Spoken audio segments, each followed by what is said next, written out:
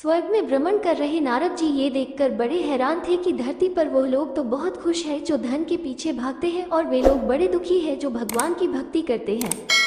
इस विचार से ग्रस्त नारद जी काफी परेशान हो गए और जब उनसे रहा नहीं गया तो वो सीधे पहुंचे बैकुंठ धाम इस प्रश्न का समाधान पाने के लिए भगवान विष्णु के पास।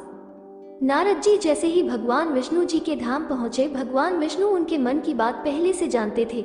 विष्णु भगवान ने नारद से कहा, चलो धरती लोक पर चलते हैं और आपके प्रश्न का समाधान पाते हैं। दोनों साधु का भेष धारण कर धरती लोक पर पहुंचे। वो दोनों सबसे पहले एक बड़े व्यापारी के द्वार पर भिक्षा मांगने के लिए गए। उन दोनों को अपने द्वार पर देखकर व्यापारी बड़ा गुस्सा हुआ, उन्हें भला बुरा कहा और बिना कुछ दिए उनको वहां से जाने के लिए कहा। जाते जाते साधु के रूप में भगवान विष्णु ने उसे आशीर्वाद दिया कि तुम्हें और भी ज्यादा धन मिले। नारद जी को ये देखकर बड़ा आश्चर्य हुआ, लेकिन वो कुछ नहीं बोले और भगवान विष्णु के साथ चलते रहे। थोड़ी देर बाद वह एक बूढ़ी माँ की कुटिया पर पहुँचे। वो गरीब बूढ़ी एक छोटी सी कुटिया में रहती थी। उसके यहाँ जाकर जब दोनों साधुओं ने भिक्षा मांगी तो बूढ़ी माँ बोली, मेरे पास तो आप लोगों को देने के लिए ज्यादा कुछ है नहीं, लेकिन हाँ मेरे पास एक गाय है जो दूध देती है। अगर आप चाहो तो मैं उस गाय का दूध दूह कर लाती हूँ। आप दोनों के लिए उसे पीकर अपनी भूख शांत कर सकते। साधुओं के हाँ कहने पर बूढ़ी माँ ने दोनों के लिए दूध का इंतजाम कर दिया।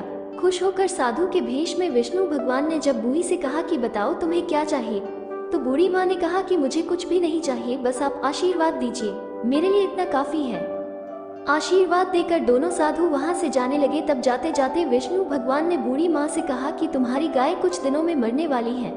वहां से थोड़ा आगे जाने पर नारद जी बड़े परेशान हो गए और विष्णु भगवान से बोले, ये कैसा न्याय है भगवान आपका, जिस व्यापारी ने हमारा इतना अपमान किया, हमें गालियां दी, आपने उसे और ज्यादा धन पाने का आशीर्वाद दिया, और इस बूढ़ी माँ को जिसने हमारी इतनी सेवा की, हमारे लिए दूध की व्यवस्था की, उसे आप कहते हैं कि उसकी गाय जो कि उसके जीवन का आखिरी सहारा है वो भी मर जाएगी, ऐसा क्यों? नारद जी के सवालों को शांत करने के लिए भगवान जी ने चेहरे पर मुस्कान के साथ कहा कि मैंने उस व्यापारी को जो आशीर्वाद दिया, दरअसल वो उसके लिए शाप था। उस व्यापारी का मन पूरी तरह से धन कमाने में फंसा हुआ है और अगर उसे और ज्यादा धन मिलेगा तो वो आखिरी समय तक उसी धन के पीछे भागता रहेगा और अगले जन्म में सांप बनकर उसके पास कुंडली मारकर बैठा रहेगा। और रही उस बूढ़ी माँ की बात, तो कुछ बूढ़ी माँ का पूरा ध्यान अच्छे कामों में और भगवान भक्ति में था। हाँ, सिर्फ थोड़ा सा मन उसका उस गाय में अटका हुआ था और वह अपने आखिरी समय में उस गाय के मोह में ये चिंता करती रहती कि उसके जाने के बाद इस गाय का क्या होगा, क्या कोई उसे हानि पहुँचाएगा या मार डालेगा, और वो पूरी तरह से मुक्त नहीं हो पाती।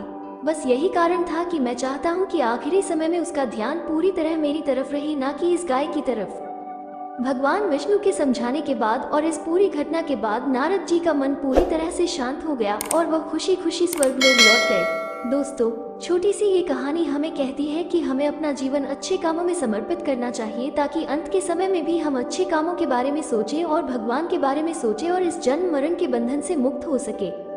आशा करती हूँ कहानी आपको पसंद आई होगी। चैनल पर नए हैं तो सब्सक्राइब करना ना भूलें। धन्यवाद।